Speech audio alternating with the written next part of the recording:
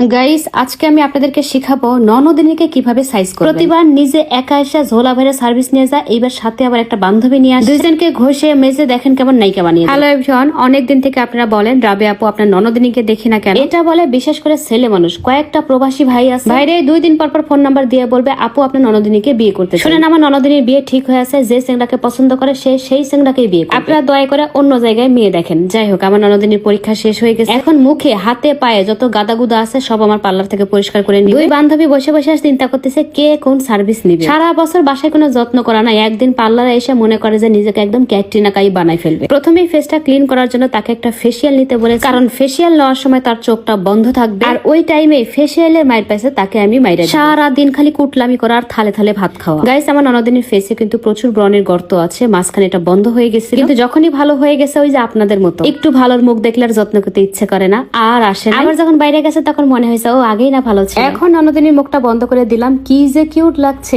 আহা, সংসার জীবনে ননদিনীদের মুখ বন্ধ থাকলে কি যে ফাইন লাগে। অ্যাকচুয়ালি ওর ফেসে যে ব্রণের গর্তটা আছে ওটা ঠিক করার জন্য এখন ট্রিটমেন্ট দেওয়া হবে। অনেকেই জিজ্ঞেস করেছিলেন আপু আপনার ননদিনীর ফেসের অবস্থা। আলহামদুলিল্লাহ আগের চেয়ে অনেক ভালো। যত্ন করলে প্রত্যেকটা জিনিসই সুন্দর হয়, তবে অবশ্যই আপনাকে প্রপার যত্ন জানতে হবে। স্কিন কেয়ার এমন একটা জিনিস, আপনি যতদিন করবেন ততদিন খুবই সুন্দর থাকবে, যখনই ছেড়ে দিবেন আবার আগের মতো হয়ে যাবে। তো আপনি যেহেতু মেয়ে মানুষ, অবশ্যই আপনাকে যত্ন করে যেতে হবে। যদিও সেই স্টুডেন্ট মানুষ ঠিকঠাক মতো করে নিজের যত্ন নিতে পারে না, সেটা জাস্ট ওর চুলগুলো দেখেন কি পরিমাণ ফ্রিজি হয়ে গেছে। আমার মনে হয় ও ঠিক মতো শ্যাম্পু করে না, বা শ্যাম্পু করলেও বুঝে না যেহেতু রিবন্ডিং চুল, কালার করা চুল, ওর চুলের জন্য কোন শ্যাম্পুটা অ্যাপ্রোপ্রিয়েট। যাই হোক, আজকে আমাদের রাবিয়াস বিউটি স্টেশন থেকে ওর চুলে খুব সুন্দর একটা হেয়ার স্পা দিব। ভাইরে ভাই, মানুষের সুখ কত একবার চিন্তা করেন, একদম ঘুমিয়ে ঘুমিয়ে পড়তেছে। আমারও আবার সমস্যা আছে, আমার ননদিনীর সুখ আমার সহ্য হয় না। ওই মেয়েটারে কানে কানে বলে দিছি অয়েল ম্যাসাজ করা হয়ে গেলে ইনডিরেক্টলি পিঠের উপরে কয়েকটা ধুরুম ধারুম দিয়ে দিবা, ও বুঝতে পারবে না। ও মনে করবে যে এটা মনে হয় অয়েল ম্যাসাজের মধ্যেই ছিল। আর শোনো, চুল সুন্দর করার জন্য যে শুধু অয়েল ম্যাসাজ দিতে হবে ব্যাপারটা মোটেও এমন না। যারা প্রচুর পরিমাণে স্ট্রেসে থাকে বা মাথা ব্যথা করে তারা একটু অয়েল ম্যাসাজ করে শ্যাম্পু করে দেখবেন, খুবই ভালো লাগবে। গাইস, গোটা ভিডিওর মধ্যে